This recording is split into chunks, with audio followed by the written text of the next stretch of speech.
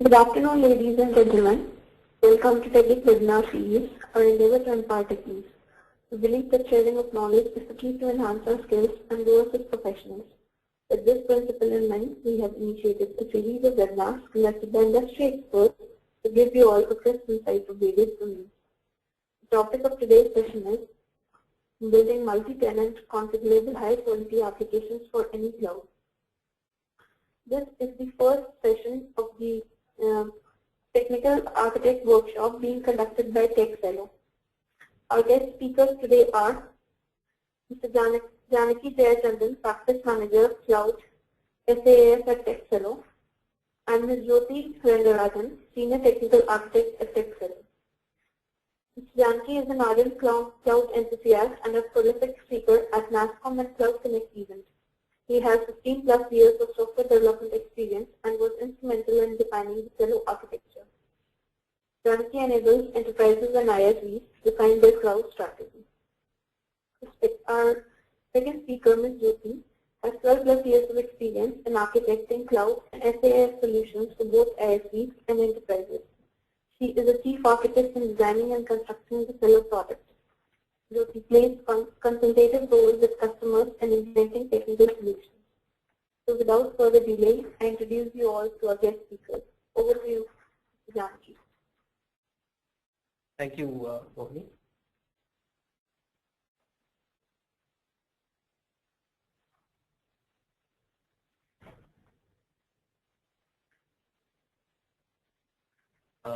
Once again, thank you everyone for Welcome to GoToWebinar, web events made easy. Requirements of a product or application, and how does it help us towards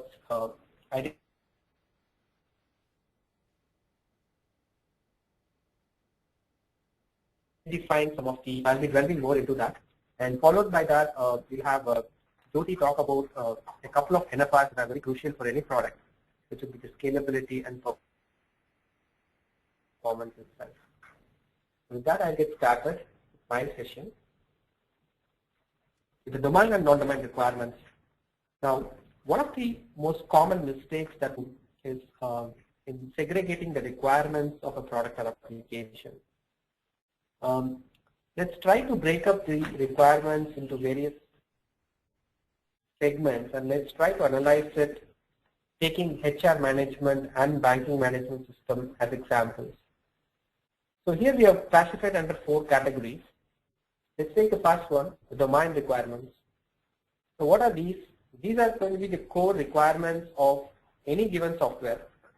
For example, in case of an employee management screen being a critical one for HR management solution, and like the customer management functionality is going to be critical for a banking system.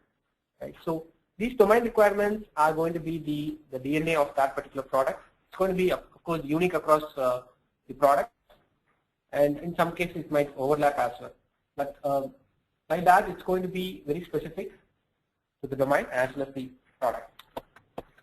So the adjoining requirements, these are those features that help in governing the core features itself. So these features may not result in addressing the core business problem, which is what addressed in the domain requirements, but then these are going to be the ancillary features which could help in governing and managing these domain requirements. A good example could be the user management and role-based access control features. So these features, if you look at, are applicable for both HR management as well as a banking system. Right? So in case of HR management, it could be who sees what information, who can look at an employee's salary data, for example. So how do you control that access of it? So you need this functionality to be able to determine who can operate on which data and view which data. Similarly, on the banking side also, you want to have different levels of control, in fact, granular level also, so that you can determine what a clerk can do, what an executive can do, what a manager can do, what kind of transactions they can operate on, right? So the adjoining requirements is going to be the surrounding requirements helping you to govern. But the only additional consideration here is the adjoining requirements may vary from case to case. So in this example, we have the banking system, in addition to the role-based access control and user management, may require say an adultery detection kind of a feature, which can avoid improper usage of the system, or someone trying to do something weird on the system. So you should be able to detect it. So that becomes an adjoining requirement in this case. The runtime quality requirements. These requirements define the expectations of the software while it's in live or in production. For example, the concurrency of users, the system's response time during various load stages. So these are the requirements that are common in nature, and as you could see between the HR system and the banking system, there are a lot of similarities in terms of the runtime quality requirements. Now, while they remain common, the extent to which you want to support these requirements will vary from system to system. For example, if you take the concurrency itself, the HR system, it may be okay to have a concurrency support of say 300 users compared to the banking system where the concurrency may have to be as much as 5,000 concurrency and 5,000 users being able to concurrently access the system. Right? So in general, the nature of these requirements remain the same, but the degree to which you want to support can vary from product to product. And the last segment is the software management part of it, software management requirements. And these are similar to the earlier one, except that these features are related to the maintenance of the software on a long run. Okay? And once again, the attributes and nature of these requirements are similar to the previous one, what we saw.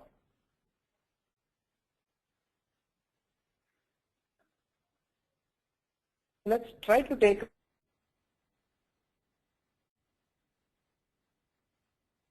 so these are the various non-domain requirements, and by implementation across the phases.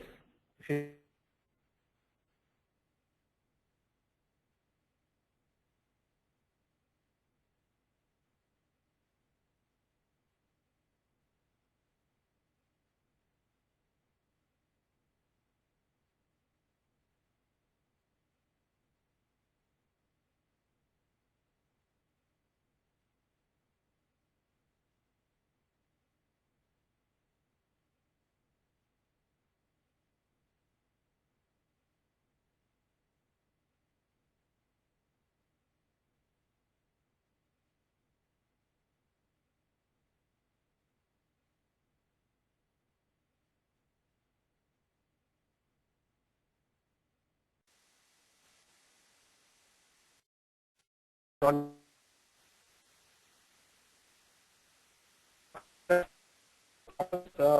one might domain require encounter requirements. So some of the key risks involved in skipping these non-domain requirements. What if I start with the data loss?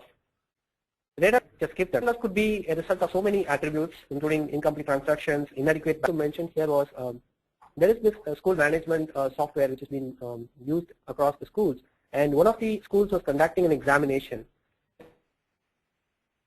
and it happened to be that an examination happened at the same time. So the entire school district was taking up an examination, and during the examination, one of the kids' answers were totally lost. For some reason, the system did not save those answers. This was a real incident, right? So it was a kind of a mayor, and you can understand the amount of pressure the company would have gone through in resolving it. And what they had to do was to kind of spend almost 2 months, and they had to deploy their entire QA team, their engineering team on site, trying to replicate the problem, because it happens only under a certain load, under a certain concurrency. So replicating it was not that easier. So they had to spend a lot of money, a lot of time, a lot of pressure to even find out what the problem is. End of the day, it was a small mistake done at a coding level, but then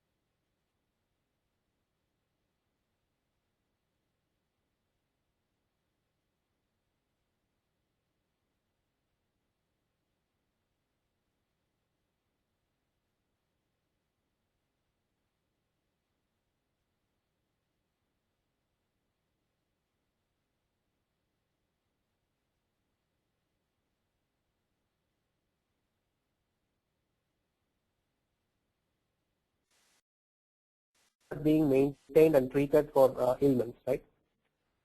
So what happens is this particular product is being used by the nurses to provide medication to these old people.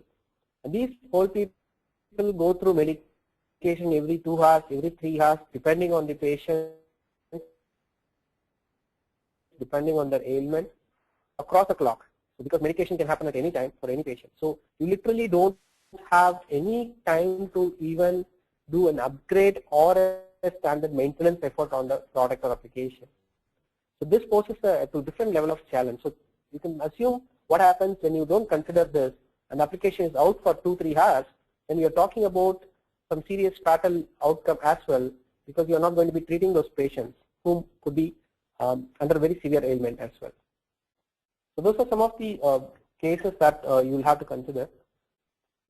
These are very high critical, high sensitive things, but there is also this risks which are long term in nature. One of the best examples is the maintenance risk that could come along.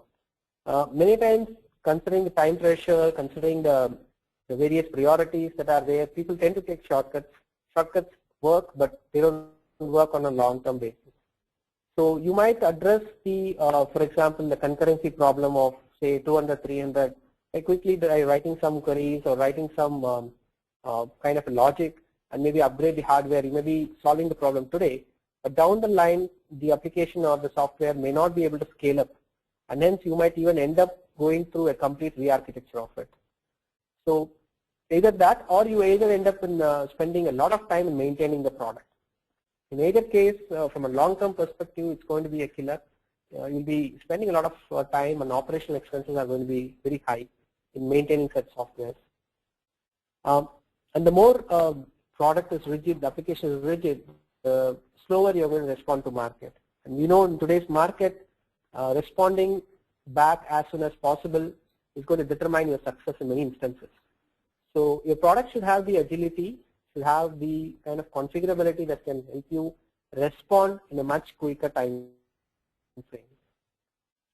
Now, failing to which your competitors are going to be addressing it and they are going to be taking edge compared to your product. And then second, compliance breaches it could also lead to serious troubles. And again, not all products require this, but then the degree of it absolutely varies, and you need to determine what degree your product is going to be supporting.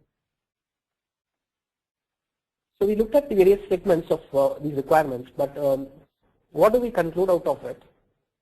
So let's try to understand what is the overlapping nature between these requirements. As I said, the domain requirements, there is not much of overlapping unless we talk about two products within the same business space or same addressing the same business problem. But otherwise, it's going to be completely different. But if you take the adjoining requirements, which is where you have this user management, security control, access control, and so on, but that could, by and large, remain as much as 60% same across the products. We are talking about different types of products. We are talking about a employee management, a banking solution, a school management. Regardless of this, the adjoining requirements could be common as much as 60%. Now, only the 40% could vary or could extend depending on the type of product we are dealing with. Now, this percentage is even higher when you talk about the solution runtime quality requirements and the software maintenance requirements. Now, in these two cases, it's as much as 80%. So we are talking about runtime quality requirements like the concurrency, the performance, the response time, and so on. So these things are almost common across all the systems. And as I said, the degree alone may vary. Depending on that, you may have to tweak a solution, but by and large, they remain the same. So these various segments of requirements is where the architecture comes into picture, is where the architecture phase itself is going to try to address in a product or application. So the commonalities between these various segments can very well be summarized into what we call as NFRs. NFRs standing for the non-functional requirements. There are as much as like 24 NFRs that could be applicable to a product. But not every product has to be supporting all those NFRs. It purely depends on the type of product we are dealing with, the kind of business case we are trying to solve, and the kind of domain solution being provided. So depending on these scenarios, you might have to pick up the right NFRs that are required and also determine the goals for these NFRs. The goals itself could be, for example, when you talk about product customization. Customization is the capability to kind of customize your product according to the end customer's need.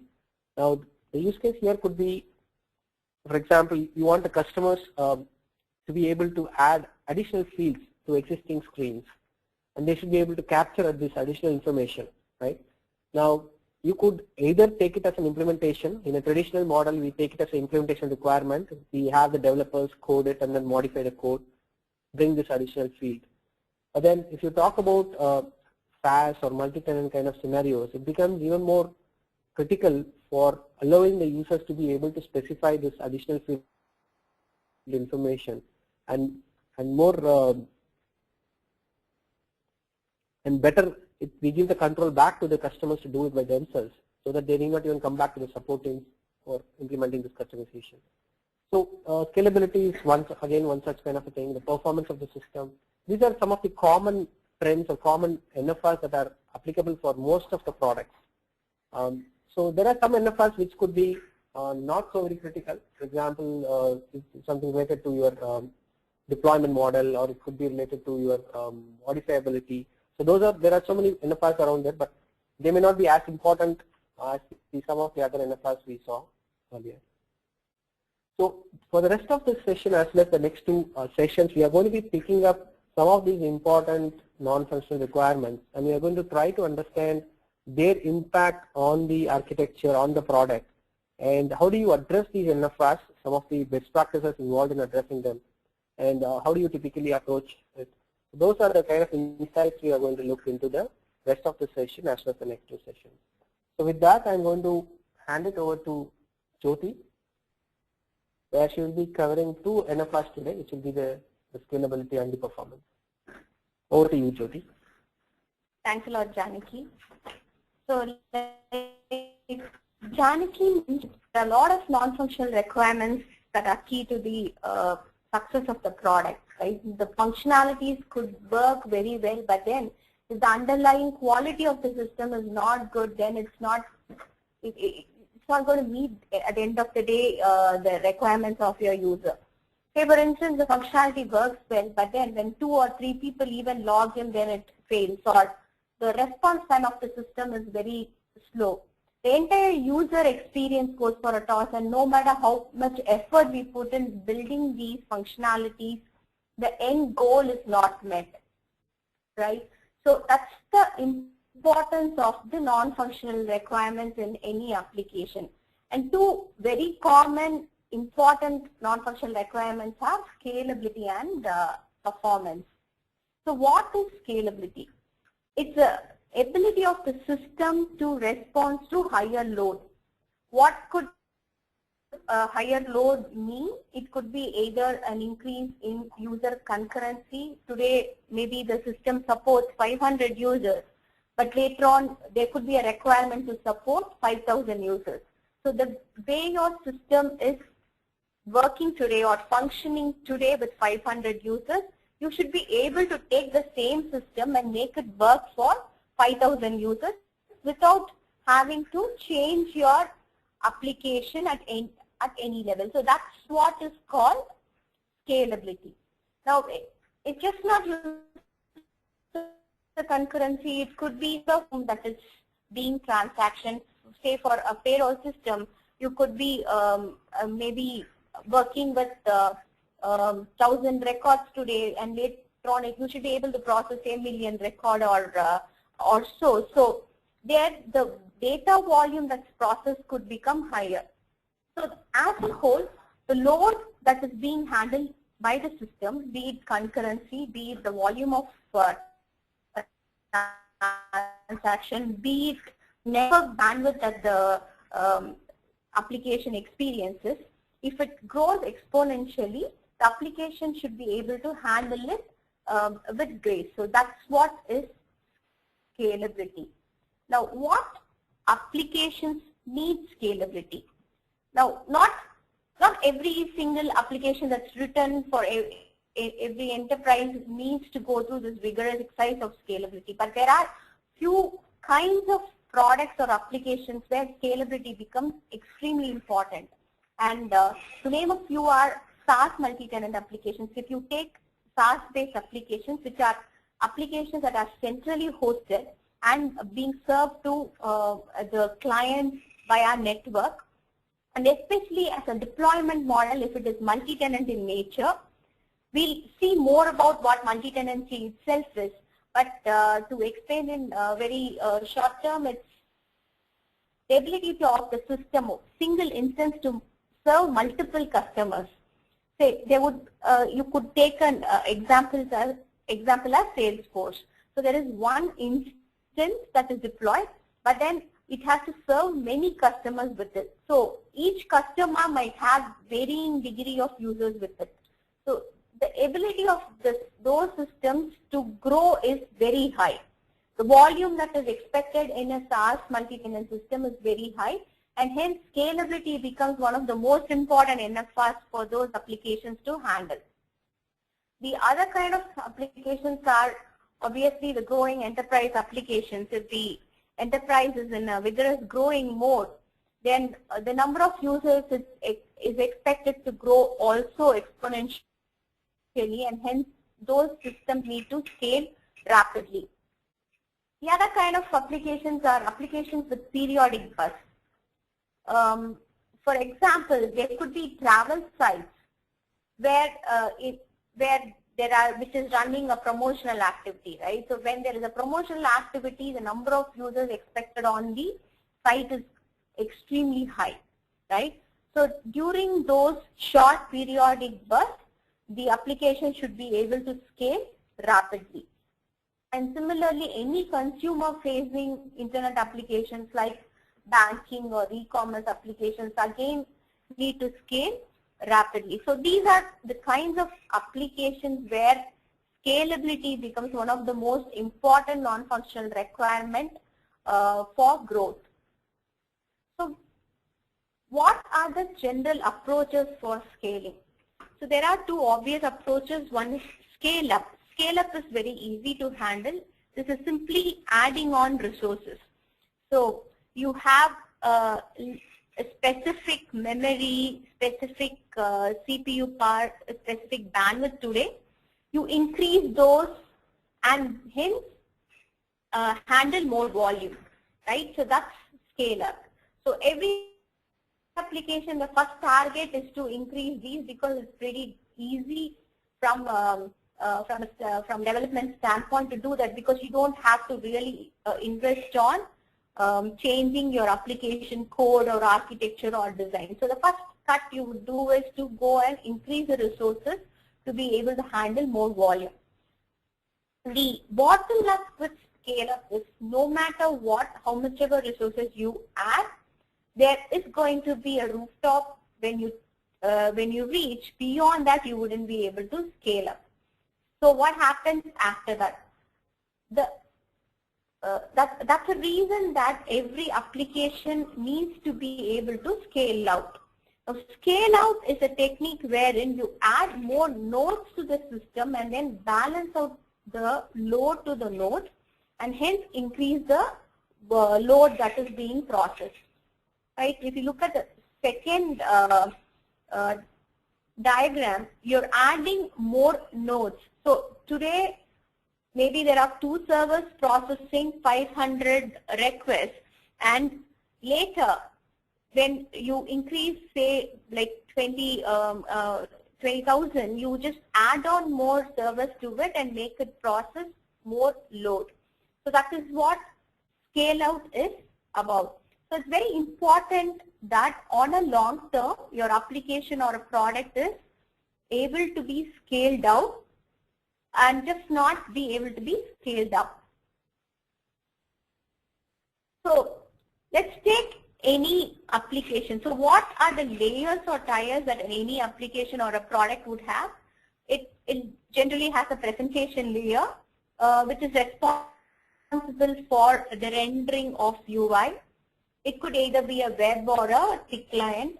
The second layer is obviously the business logic layer or the application layer. This is where the business processing or the business functionality runs. The data storage layer, which typically takes care of all your data access, manipulation logic. Now, we look into each of the layers and discuss the best practices and patterns on scaling out each of them. Web and business layer scalability, it's almost the same. You have either a web server or an application server which is running the presentation tier or the business logic functionality. The one obvious way to scale it is by scaling up, which is adding more resources to it. Now, the way you scale out is typically by adding a load balancer in front of the web server or the application server. Now, thankfully, most of the web servers or application servers inherently support load balancing mechanisms, and hence it could either be a software load balancer or a hardware load balancer. You add the web server nodes or the application server nodes to a farm and then have a load balancer before that, and then the load is automatically distributed.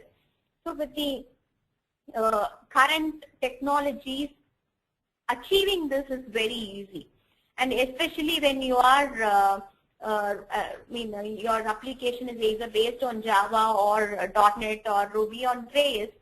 Even from an application coding perspective, being able to scale out and web layer or an application layer is going to be extremely easy. But apart from that, there are few design level considerations that one should take so that your web and application layer is able to be scaled out, right? So what are they? The application should have a centralized out-of-process session usage. What happens is there are different nodes in the system, right? Like web server 1 and web server 2 are going to be serving the request. So if the session is in memory, the session that's available for web server 1 is not going to be available for web server 2. So hence, the problem is you lose the session and then the application starts behaving differently. Hence, in a load balance environment, you need to go for an out-of-process session or a centralized session. So most of the technology supports either a database-driven session or a completely separate state server for maintaining sessions. So you should adopt to one of these in a scaled-out scenario or a load balance scenario. And same is the case with the cache usage. From a cache, again, if you go for an in-memory cache, the cache that you're using for web server 1 or an application server 1 is not going to be available to a web server 2 or application server 2, and hence you're going to miss out data. So what you need to do is to go for techniques like distributed caching or say a centralized cache store that all your web server or application server talks to. So this is one thing that a lot of applications do not handle, and hence once they scale out, they realize that caching becomes a problem. So session and cache are very, very important to manage, and the way it is architected is very important in scaling it out later. Apart from the centralized session and cache, some of the principles that you can follow to scale out a web layer or an application layer are asynchronous request processing. So when a request comes in, you could spin off another thread or an asynchronous thread to process it so that the main thread is released to handle more load. So this is one pattern that you could use to be able to handle more load. And even when the number of sessions that is expected is extremely high, right? Sometimes even no matter how many ever web servers we add, we wouldn't be able to handle such a kind of load. So what you could do is to go in for a queue-based processing where you collect a request, queue it, and then asynchronously process and return back to the user. So that's something that you could follow as a pattern when you are expecting very high number of load and you do not want to lose out those requests. So this is something that you could use. So in process parallelism, again you could go for multi-threading concepts to speed up the request processing itself so that your capacity of the servers are there to fulfill more requests. Stateless design, when it comes to an application server, always follow a stateless design so that every single service or every single web service is able to be scaled out individually. Because that's very important when it comes to the application layer scalability. So these are, whatever we saw now are some of the essential things that you need to do or some patterns that you could follow to increase the scalability on the web layer or the application layer.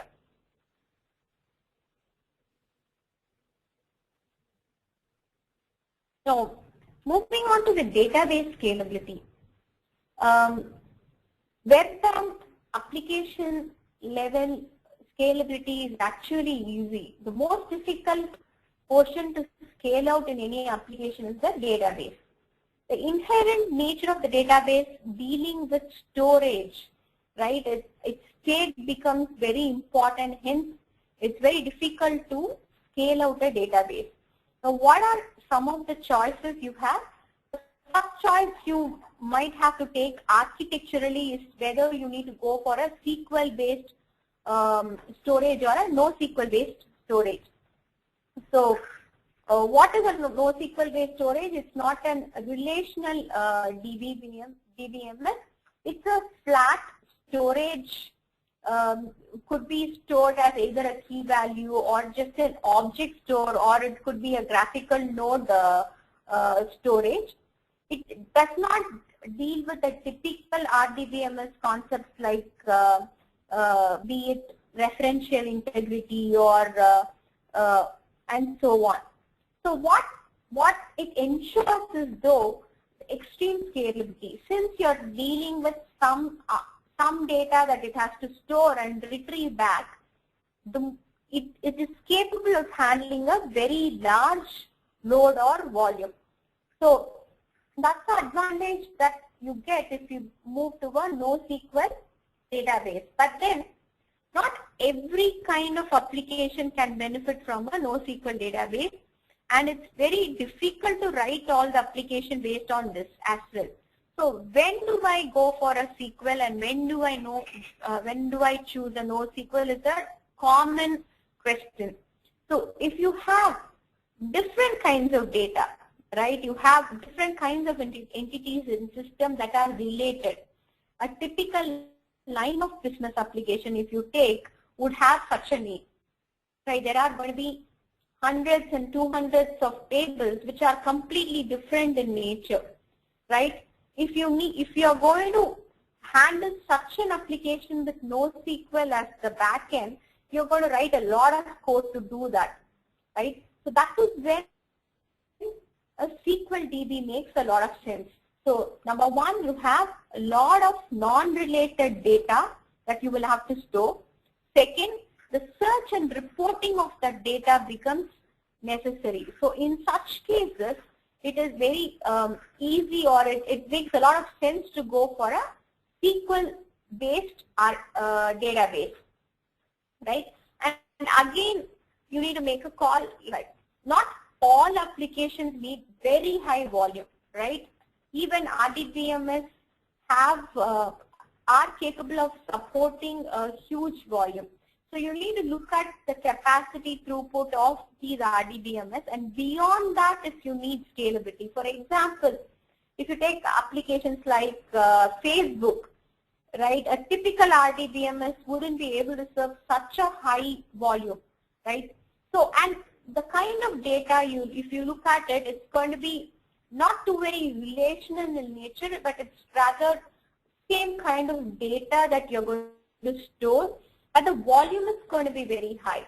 And there, it makes a lot of sense to go for a NoSQL approach compared to a say employee management system, where it's completely dealing with the relations between the employee and the different departments, designations, and so on.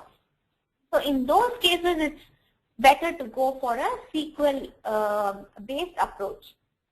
So NoSQL, you have, when do we go for it? When you have similar kind of data, and then it's more on a volatile. When you have a lot of volatile data, again, preference for a NoSQL should be higher. Now, it's not mandatory that you choose either a SQL or a NoSQL database for their application. Most of the applications, in fact, work with both of these as hybrid. For certain scenarios, the application could choose and use a SQL DB, and then for certain scenarios, it could go for a NoSQL. So, a hybrid mode is a very common pattern that applications use in order to scale out the data. Now, within a SQL-based RDBMS, right? Within an RDBMS, what are the options available to scale out? Now, one common way to scale it out is using a technique like the software web server or an application server, which is load balancing. Some of the RDBMS provide this facility. Like, for example, Oracle has an Oracle RAC, which allows you to load balance the load between different Oracle nodes. But unfortunately, this is not available in a lot of RDBMS. Even the popular RDBMS like SQL Server, MS SQL does not have it. So the advantage of going for an inherent load balanced RDBMS is it's extremely easy from a development perspective. You don't have to really take care of the pain of load balancing at your development, be it architecture, be it design, be it be it coding. It's more handled at the hardware level. But then it's very expensive and it's not too very easy to implement and maintain. So those are the disadvantages of going with that. So what is the other mechanism that if you don't have the capacity or capability to load balance in the RDBMS that you choose, and you don't really want to shell out a lot of money, so what is it that you can use to scale out your database? You would be able to do it using a principle called sharding. So sharding is splitting your load or the data in a table horizontally, that is by rows. So if you have millions of records, what you could do is you could split it to multiple servers. Say first X number of rows is in server 1, the next X number of rows is in server 2, and so on. So what happens is the load, you are writing an algorithm to split the load to 3 different servers or 4 different servers, right? So it's important to find the proper partitioning technique in order to do that. So you should have some logical separation within your row itself. For example, in a SaaS-based multi-tenant system, the tenant ID or the tenant identifier could be a very easy partitioning key to be able to separate out the load, right? It's important because the rows within one shard should be able to be quite close enough so that all the requests mostly go either to server 1 or server 2 or server 3.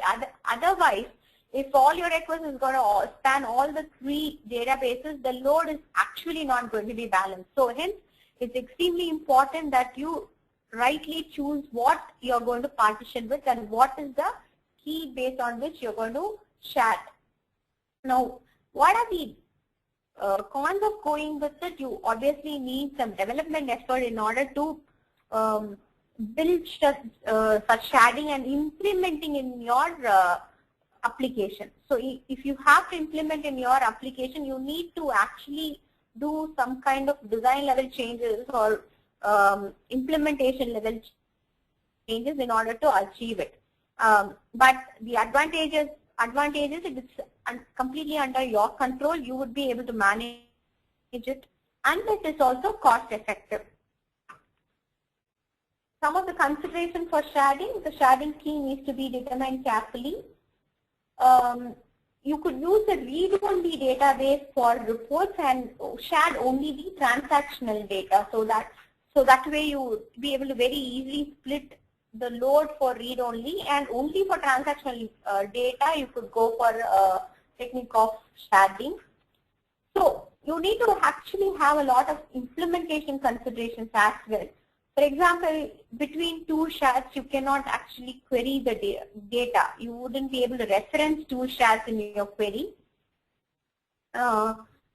Certain RDBMS like MS SQL provides you techniques like distributed views, partition distributed views, which gives you a integrated view of all the shards. So you could use such techniques to make your development faster when you go for shards. Similarly, in some data stores like SQL Azure, there are federation services available that completely abstract the concepts of shards, and the development is also quite easier with that. So you could either look at the capability of such service, which in order to fasten your development, and then also be able to scale out your database. Shards, use it only when it is necessary, because otherwise it could prove to be a performance overhead. And also when you want to rebalance your shards, for example, now today you have on server 1 50,000 records, and server 2 you want to move some of the records to server 2, you should follow some design principles like the choice of the primary key, etc. should be properly analyzed when you want to rebalance the rows between the shards. So these are some of the considerations that one has to take when you choose to shard the database. So as a summary, what are the ways to scale out? The first choice is you either can go for a NoSQL based database or a SQL based database. So based on your application need, you need to choose one, or you could even go for a hybrid based on the requirement. Within your RDBMS, you would be able to scale out either using the principle of load balancing as available in few RDBMS like Oracle RAC is what helps you in load balancing, or within the other sectors of RDBMS like MS SQL, MySQL and so on, you could use the principle like sharding, right? So this is how generally you would be able to scale out the database layer. Now we looked into how you would be scaling out a web layer, an application layer, and also a database layer. Now there's one more layer that people do not give enough attention for, which is back-end processing or a batch processing component, right? So there are obviously a lot of components that are going to be a lot of batch jobs that needs to be run in every application, right? So when the latency of those jobs being processed is a problem, you should definitely look out scaling out that layer also, be it a Windows service or a command prompt service, which is processing these jobs, needs to be able to scale out also. So today if it's going to handle a job of, let's say, 10,000 records, it should be able to be scaled out to say 50,000 records by easily scaling out, right? So the important patterns that it could follow is again a queue-based processing. So all the requests asynchronously can come and sit in a queue, and you could have your load balancing algorithm to split the jobs itself to different servers, and the service could just pick it up and then start processing. So this is one important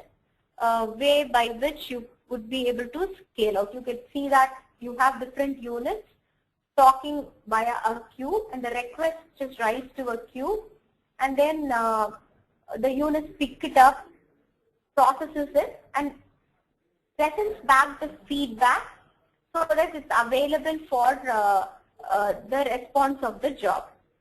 So this is something that you could use to scale out your back-end job processing as well. So what you're seeing now is the typical deployment diagram of an application. As you can see, you have a load balancer. Behind that is your web server farm. You have a cache server farm where it is also mentioning about distributed caching. So it becomes extremely important to be able to increase your memory of your cache as well, right? So hence it's advisable to go for a cache server farm.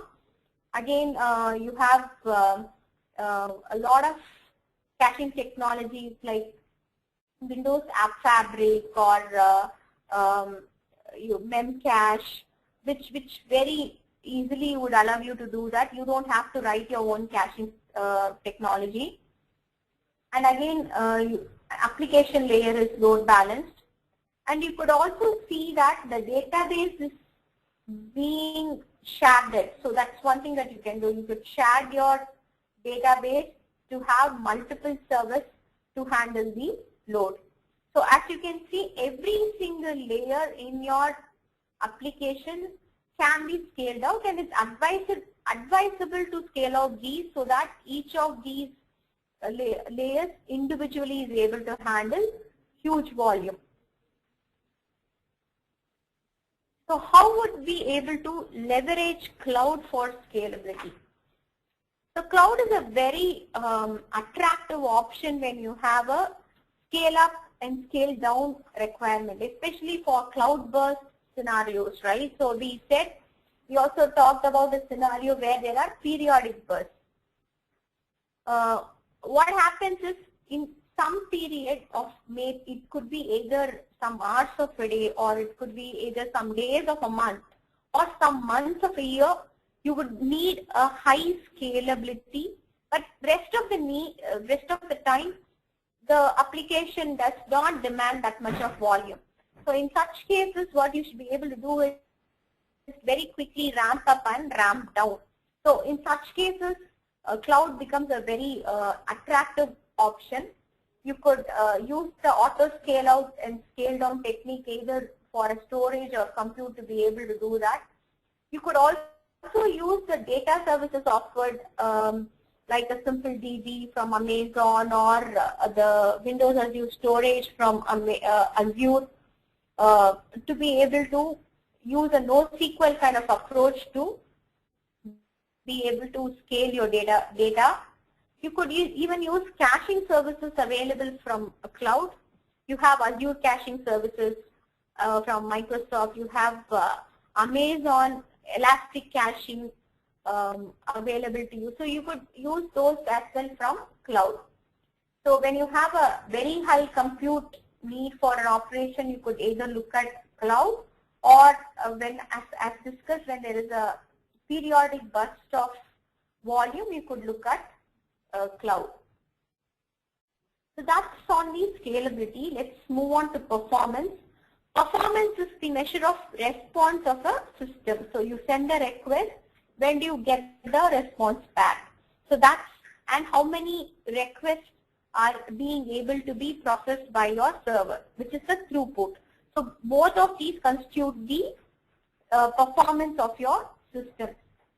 So when we talk about performance, what are the phases in which you have to handle performance? Performance is not just a single phased exercise.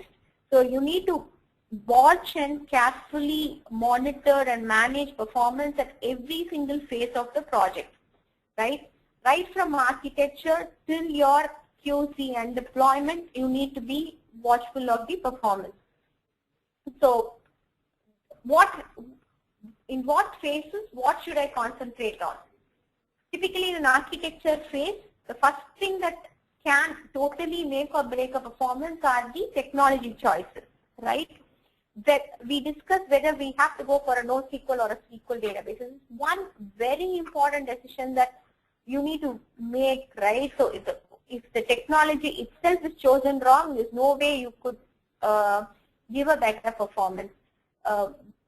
Simple things like whether I need to have a web service or not, whether I have to go for a SOAP service or a REST-based service, what kind of third-party systems should I use. So those all are very critical for determining the performance of an application.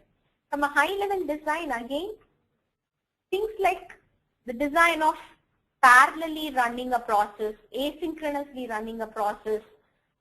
If you have a lot of records to be inserted, using techniques like batch and not again and again hitting the DB, these all can improve performance. So these are the aspects you should look for in a high-level design of a system.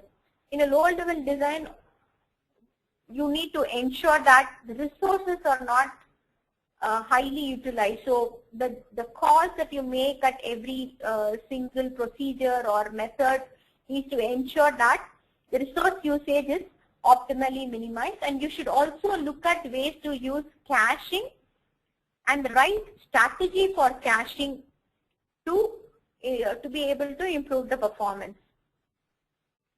From a coding, what could impact? Obviously, bad queries.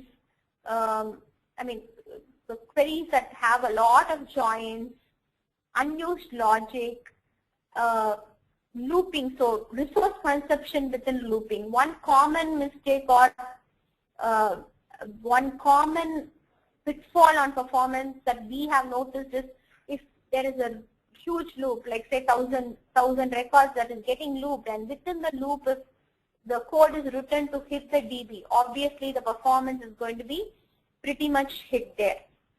So such places have to be carefully watched for from a coding implementation per se. From a deployment, proper capacity planning is required to ensure performance. So every single system needs its own capacity, right? So you need to properly test and come up with the capacity of your system and ensure the right hardware are in place to support your system. So that's something that's important. That's an important exercise that you need to do for deployment. And for network transfers and integration impacts, whenever you have a web service or whenever you're talking to some other system out of the process, you need to ensure that the calls are not chatty and you minimize as much network calls as possible to be able to improve performance. So as a practice, what you need to do is design for performance, develop for it, measure it. This is one thing very critical. After you code, use code profilers, profilers that could profilers for your queries, profiler for code, so that you ensure performance at a certain level. Then again, you could use testing tools like the load runner or JMeter to performance test it. And once you do that, you should have a tuning phase to correct it. So some performance are easy to achieve, right? The moment you follow normal design techniques and coding techniques, it's easier to achieve. Some needs denormalization, right? You need to flatten out either your database. You need to go against the principles of object-oriented programming to be able to achieve performance. So in those cases, you need to look for ways to denormalize and also tune. So this is an important exercise that any application should take in order to ensure optimal performance for the load. So what are the mandatory candidates for performance testing and tuning? Wherever you have very high volume, wherever you're dealing with algorithms, or if you're dealing with a real-time system, for example, stock exchange kind of systems where latency is totally not acceptable. So such systems need to definitely go through a complete performance engineering and benchmarking exercise. So these are some of the best practices for performance. From caching, you need to cache wisely. Use small objects for caching, especially because it's going to be out of memory. Watch out for costly operations within a loop. Could be DB calls that you're making within a loop. Avoid such DB calls within a loop. Acquire late, release early. Be it transactions or opening a connection, do it only when you need it, and moment you finish using it, immediately release it back.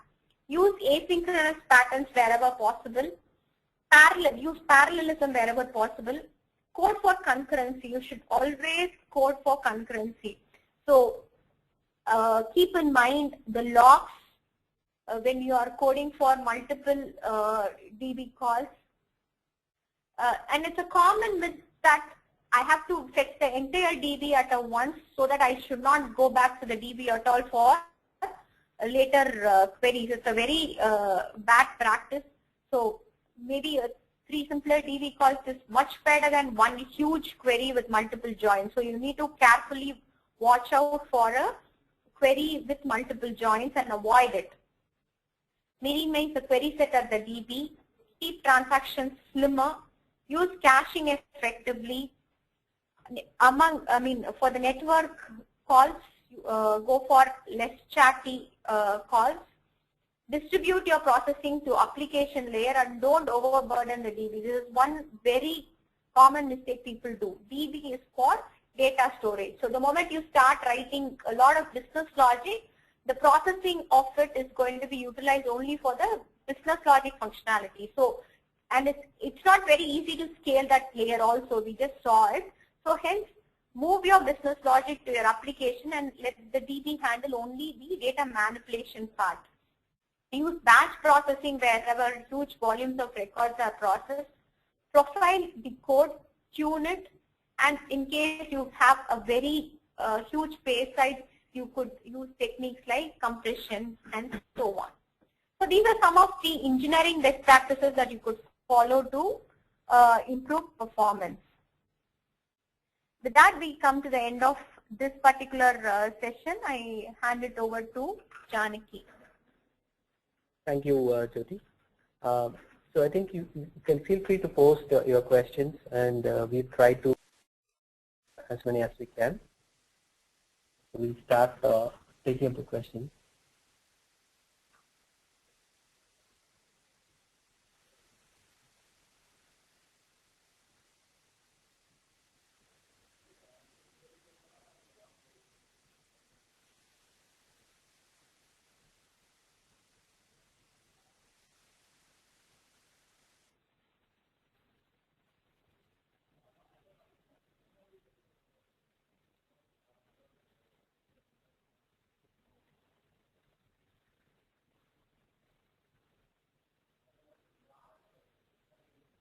Okay, we have a question here. So we have a question from Lakshman Reddy, and his question is there any way to increase or decrease my hardware cost according to the number of users accessing my servers and without using any pass? It's definitely possible, Lakshman, and you don't need to have a pass in place to achieve this. Today, as Jyoti was mentioning, cloud computing has opened up a lot of opportunities where you can consume a wide range of resources, including hardware, computing, storage, and so on an on-demand basis, on an on-need basis. So what it means is, say one of the periods you need to support a lot of users, a lot of transactions, you can take additional computing power from any of the cloud computing providers, and you can just use it only for the period and then release it back to them. So you don't necessarily need to have a PaaS to accomplish this. You could accomplish this using any of the cloud providers, including IaaS and other categories. So we have another question from Chandrasekhar.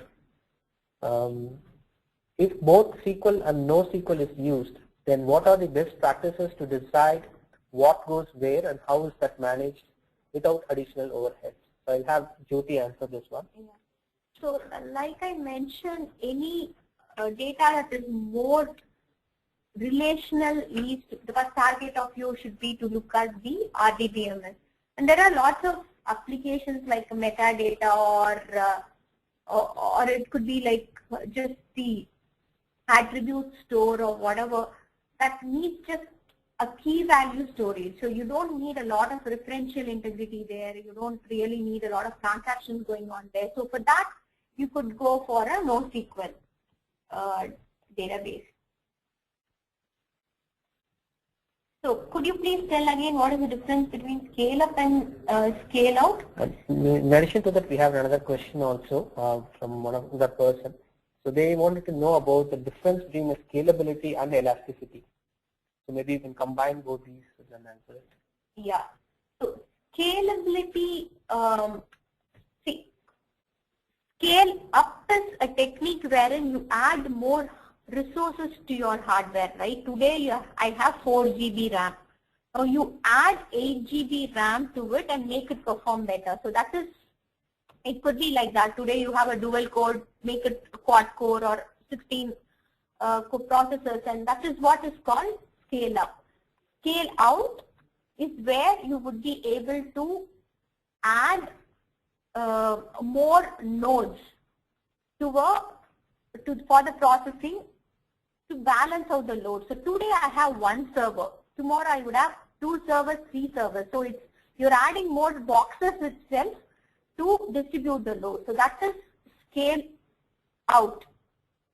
Okay, and elasticity is the capability to scale up and scale down very easily. For example, today I should be able to ramp up very easily suddenly to a 4 servers, and then when I don't need it, I just should be able to come back to 2. So that's the elasticity, and that's what is usually provided by the cloud environments.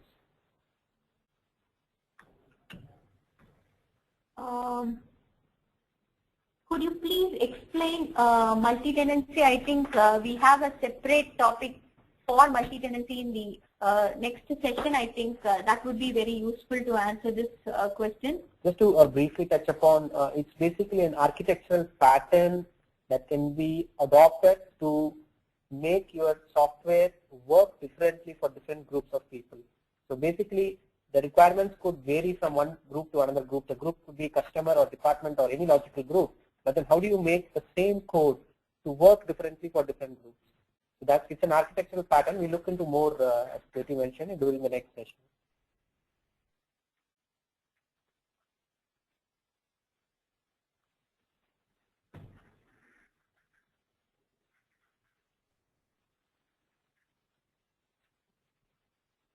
How is the sharding available in Azure, etc., different from the partitioning available with Oracle? See, in Azure, so again, sharding is actually an architectural principle, right? It's a design principle. So with Azure as well, if you go for SQL Azure, you would be able to shard your database. But they have something called an Azure Federation service which sits on top of it and automatically manages the shard.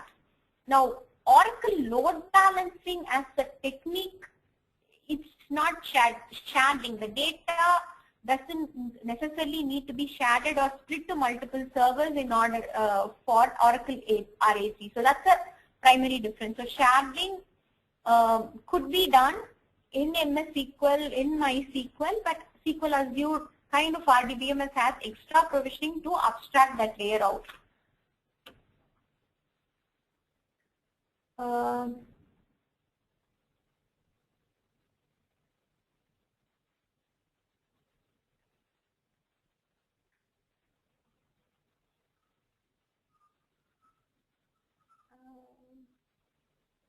There are lots of questions on sharding. So again, I think the questions are around how does it affect performance and so on. So yes, you would see it's all you need to weigh it like this, right? So performance and scaling. So both are interconnected. But if you want to introduce principles in order to scale out, you're going to lose performance to a certain degree. But then you would be able to achieve it using techniques like caching, or the application layer could be smart enough to shard the right kind of data and pick the right kind of data from the right server. So you could employ such techniques in order to get away from the performance overhead of sharding as well.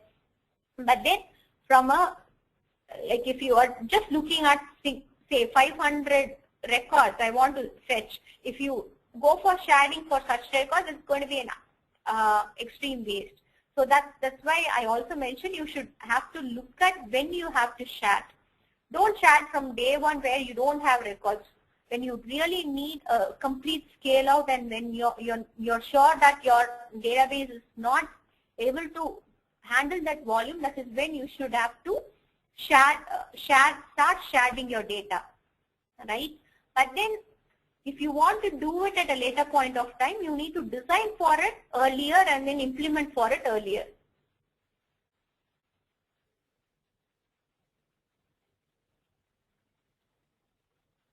How do you achieve referential integrity in sharding? Within a shard, you would be able to achieve referential integrity, but then it's recommended not to use it a lot because you could move out one portion of the data elsewhere. But if your the data within a shard is logically complete, right? So like a multi-tenant application where most of the data are going to be related only within a particular shard, you could still go ahead and use referential integrity in those cases. But if you are talking about a social networking site where the different data could lie anywhere within the system, their referential integrity should be handled at the application layer.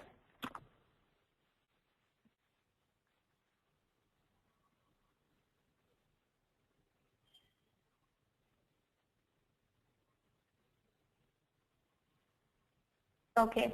So application performance seems to be dependent a lot on the transport between the server and the client. For example, just by changing the transport mode from XML to JSON, you gain a lot in app performance. Are there any comparison between these techniques available, or is there a definition of the best practice? Say, so obviously there have been debates going on for a long time between, say, protocols like SOAP and REST. Major point being the performance, right? SOAP envelope has a lot of data, hence transmitting to and from the network is going to increase some overhead. As compared to a REST protocol or a JSON, JSON again is a slimmer version of protocol, right?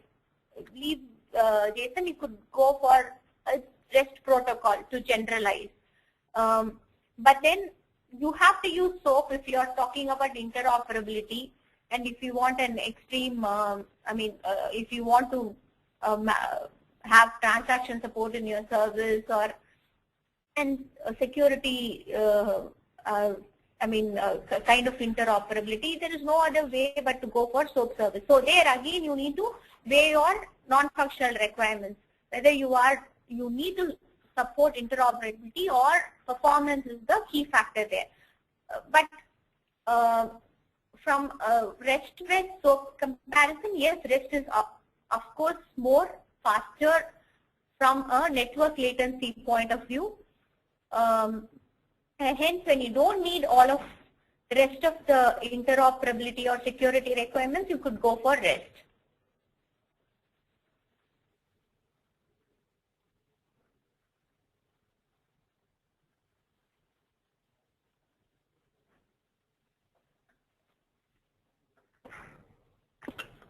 Okay, so we have one question. What is the base of percentage calculation for non-domain requirement shown in the earlier part of presentation? So like I said, we have taken a typical sized project where you are trying to build a version 1.0 or an application. So the base could be anywhere between a project size of 40 to 50% months. So that's the kind of a base you have taken to calculate these numbers.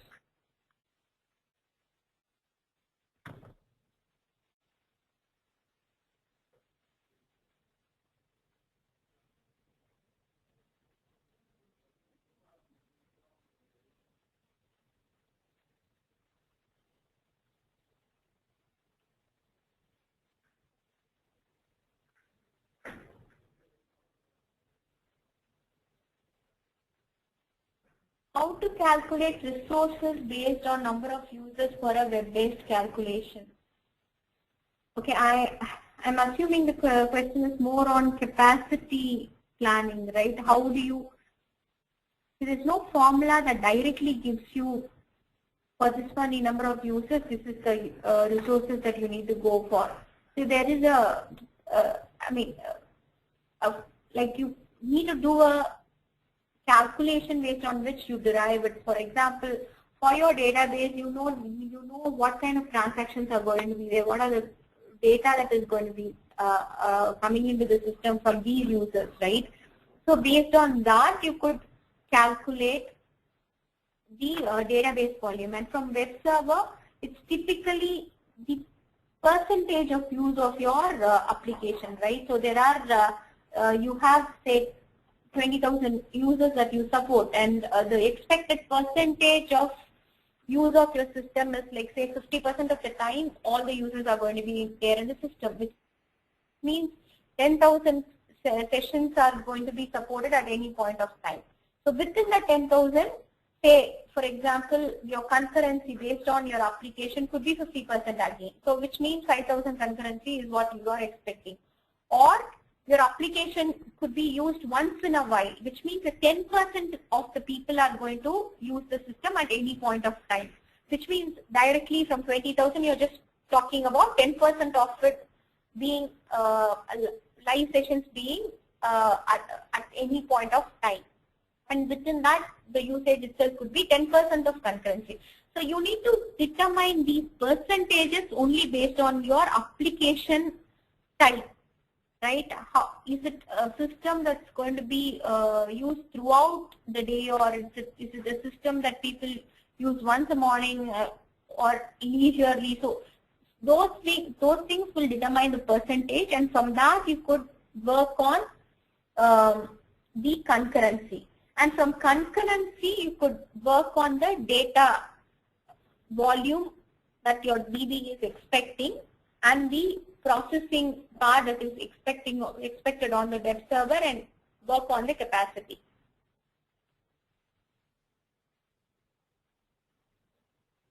When you scale up, the application needs to be stopped? No, not actually. So in fact, right now with techniques like cloud, you add servers like you add threads. So dynamically, okay, scaled up. Okay, for scale up, yes.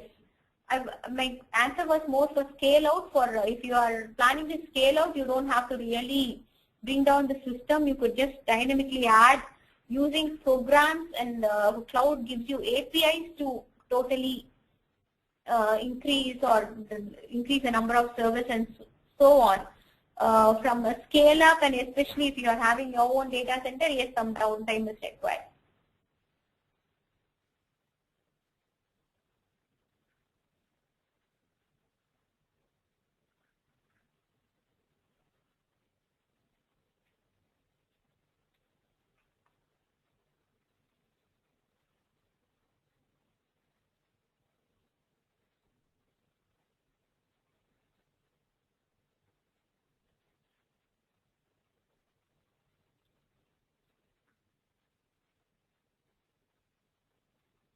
What provisions are required in Microsoft Web Application Layer to use cloud environment as SaaS?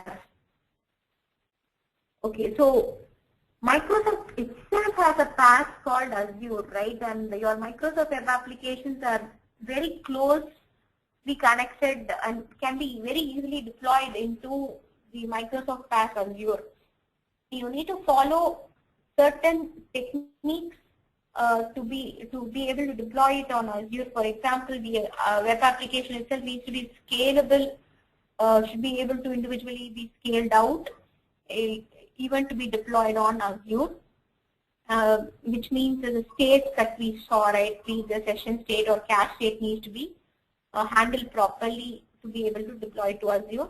Your storage, right, from you, that you would not be able to write directly to a file, instead use services from Azure in order to store to a file, like use a blob service and so on.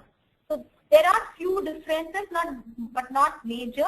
If you are on a Microsoft stack and if you want to very quickly move on to a PaaS environment and not an IaaS, Microsoft Azure is a very close choice.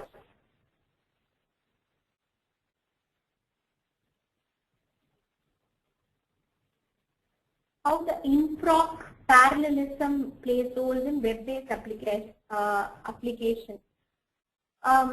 See, when you're dealing with web applications as well, right? For example, there might be 4 or 5 processes that you would need to finish before you get the output out, right? So in such cases, you could make call 1, call 2, call 3, call 4, all the calls parallelly, asynchronously, and once all the 4 calls come back, you could combine the result and send it. So this is a common pattern that's being used, and in fact, a lot of the web applications itself have started supporting this asynchronous kind of processing right now. So that's how an in-proc parallelism is useful. So you're spinning 4 calls, spin it off asynchronously, parallelly. Once it comes in, combine it and send the output. So I think as we are running out of time, we will close this session today. And the questions that we have not answered, we will try to answer them through an email. So we should be able to revert back to you within a day.